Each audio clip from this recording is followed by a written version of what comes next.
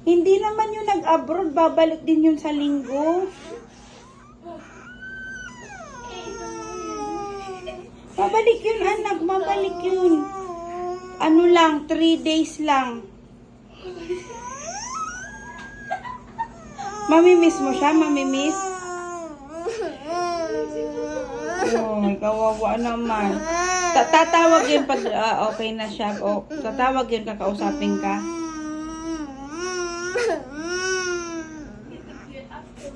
Tatawag naman yun pag di na siya nagsa-drive.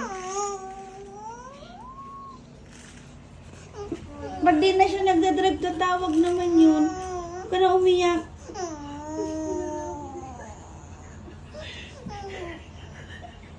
Bakit? Andito naman si mama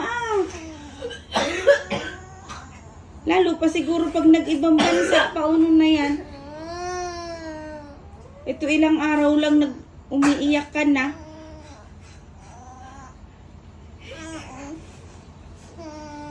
Nandito naman si mama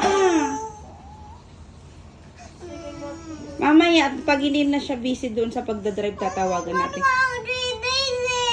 3 days yun. 4. Matagal na ba yung 3 days? Ay, kawawa naman tong anak ko ay. Hindi na nga natin yung papayagan mag-abroad pag ganito. Ano yan? Ay, mayaman. Hindi na natin papayagan yung mag-abroad. Kung ganito na iyak na ikaw, nandito pa lang sa Pilipinas. Tama na. Matulog na tayo. Bukas tatawag yun.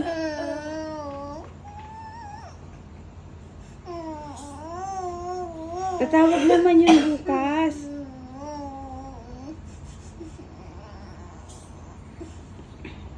Tama na. Gaano mo siya ka-miss? Marami? Ilan?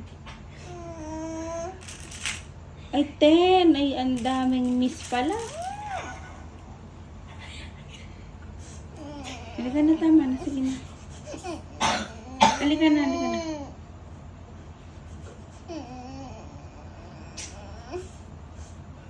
Huwag nyo na pagtawan na nakakainis.